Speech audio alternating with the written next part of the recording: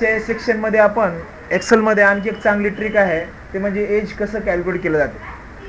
Age calculate करण्यासाठी आपण हा टेबल तयार करायचे, एवढे कॉलम लिहायचे, name, date of birth, age असे 3 कॉलम लिहायचे.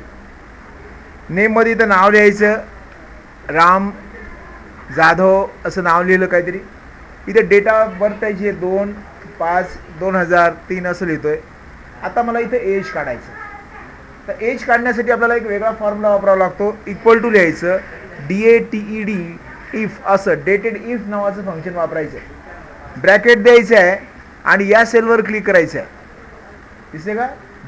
डेट ऑफ बर्थच्या सेलवर क्लिक करायचं आहे, कॉमा द्यायचा आहे, इथं टुडे असं लिहायचं आहे, ब्रॅकेट ओपन क्लोज करायचं आहे, कॉमा द्यायचा आहे, लगेच इन्व्हर्टेड कॉमामध्ये आपल्याला वाय लिहायचं आहे, इन्व्हर्टेड कॉमा क्लोज करायचा आहे, कंस बंद करायचा. असं याचं सिंटॅक्स आहे. असा हा फॉर्म्युला इथे लिहायचा आहे आणि एंटर प्रेस करायचा आहे. एंटर प्रेस केल्या आपली इथं या ठिकाणी काय निघून जाईल, एज निघून जाईल. परत बघा, दुसरं नाव तो राम कदम असं नाव लिहिलं समजा, डेट ऑफ बर्थ काहीतरी लिहिली समजा, असं 2010 असं लिहितोय. आता मला परत एज काढायचं आहे, इक्वल टू लिहायचं आहे, डेटेड इफ नावाचं परत फंक्शन वापरू शकता. असंच ब्रॅकेट द्यायचं आहे, डेट ऑफ बर्थच्या सेलवर क्लिक करायचं आहे, कॉमा द्यायचा आहे, टुडे असं लिहायचं आहे, bracket close, bracket open close करायचं आहे, कॉमा द्यायचा आहे आणि इन्व्हर्टेड कॉमामध्ये काय लिहायचं आहे, वाय लिहायचं आहे, ब्रॅकेट क्लोज करून एंटर करायचं आहे. तर लगेच आपल्याला इथं थोडंसं मिस्टेक झाला असेल तर असं प्रॉब्लेम येऊ शकतो.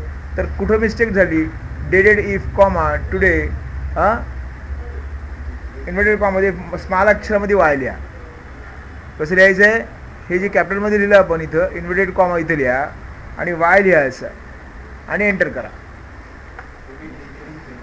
Equal to dated if bracket या सेलवर क्लिक करा, कॉमा द्या, टुडे लिहा, ब्रॅकेट ओपन क्लोज करा, कॉमा इन्व्हर्टेड कॉमामध्ये वाय लिहा, इन्व्हर्टेड कॉमा क्लोज करा, ब्रॅकेट क्लोज करून एंटर करा. तर व्यवस्थित लिहा, मिस्टेक व्हायला नाही पाहिजे आपली.